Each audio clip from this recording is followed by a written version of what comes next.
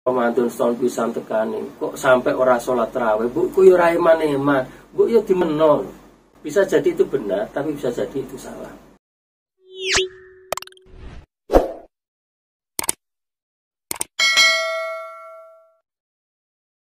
Bismillah, alhamdulillah, salatu wassalamu ala rasulillah ibni abdillah, la hawla wa la quwata illa billah mabadah.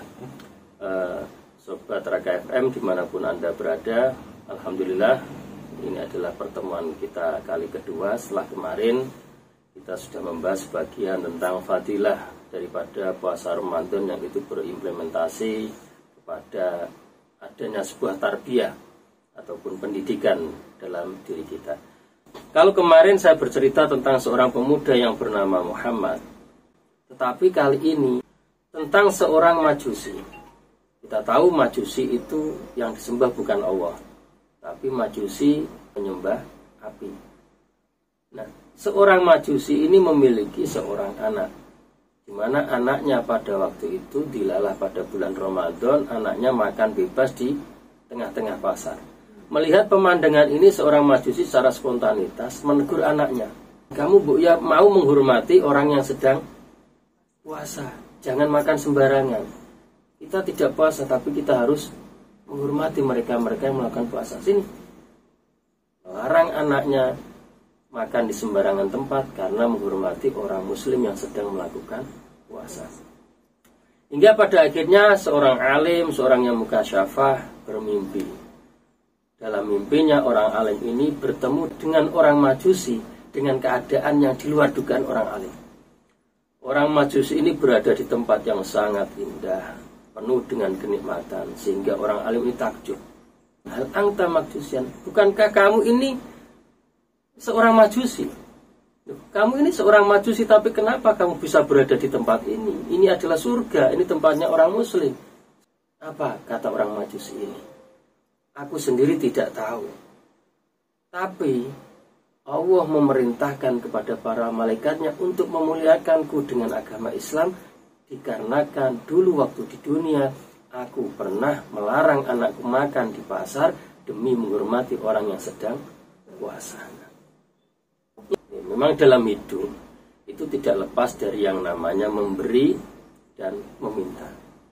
Namun seringkali dalam kehidupan kita itu seringkali meminta, menuntut, tapi jarang sekali mau memberi.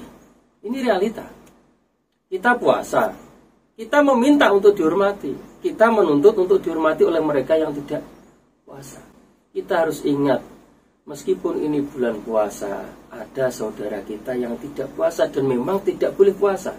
Semisal orang yang sakit parah, ini tentu dia dapat kebebasan untuk tidak melakukan puasa. Yang lemah boleh tidak puasa, diganti dengan puasa berikutnya ketika dia sudah sehat. Kalau memang sakitnya itu bisa diharapkan sembuhnya, tapi kalau sakitnya sudah tidak bisa diharapkan sembuhnya, maka dia terbebas dari puasa, tinggal membayar fidyah. Ada wanita yang sedang haid, tentu dia tidak boleh puasa. Nah, ini ada orang-orang yang memang saudara kita, umat-umat muslim, yang dalam bulan puasa ini memang dia tidak berpuasa karena adanya sebuah uzur. Atau tidak sakit, tidak haid misalkan, tapi dia bepergian jauh. Tujuannya baik, bukan untuk maksiat. Ini juga diperbolehkan dalam agama untuk berbuka, untuk tidak puasa dan diganti dari berikutnya. Dan ini harus kita hormati. Jangan terus kita menuntut supaya kita puasa, menuntut mereka untuk menghormati kita karena kita puasa. Dengan dalil kita sudah tahu dalilnya, itu orang Majusi masuk surga gara-gara dia menghormati orang yang puasa. Kenapa kamu umat muslim tidak menghormati saya yang sedang puasa? Lalu ya dibalik. Kalau kamu yang puasa menghormati mereka yang tidak puasa, tentu hidup ini akan indah. Yang puasa menghormati yang tidak puasa, yang tidak puasa menghormati yang sedang puasa. Sehingga kehormatan itu akan ada di dunia. Tapi kalau semuanya menuntut minta dihormati, ya tidak ada yang namanya kehormatan.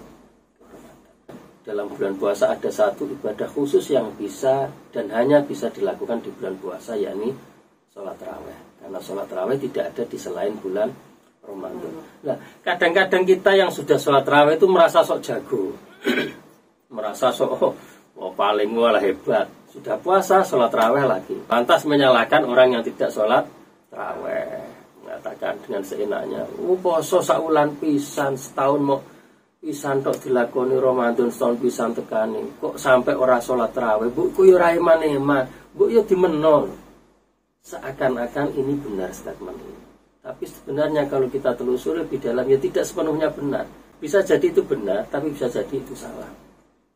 Kita bisa bayangkan seandainya itu datang adzan waktu Isya, menuju ke masjid dan musola, akan kacau. Bisa jenengan pikir sendirilah. Satpam tentu tidak akan menjaga. Tentu dengan leluasa maling akan masuk ke bank, maling akan masuk ke toko. Kenapa? Satpamnya sendiri tidak jaga. Kenapa? Sholat tarawih. Sehingga kita harus luas dalam menghadapi sebuah permasalahan.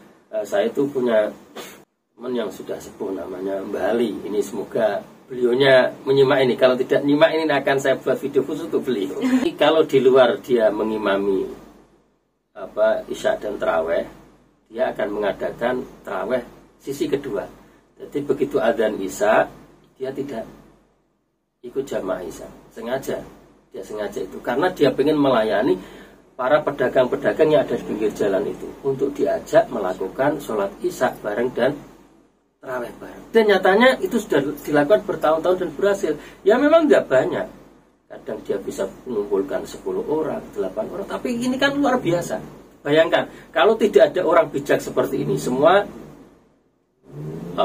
pure. Begitu adzan Isya langsung menuju masjid musola. Orang yang dagang di pinggir jalan waktu malam hari tidak ada yang melayani seperti ini, tentu mereka kemungkinan besar tidak akan melakukan sholat tarawih. Sangat dimungkinkan. Mau Isya saja itu sudah bagus. Ini adalah sesuatu yang harus kita perhatikan karena ini berada di lingkungan kita sehari-hari.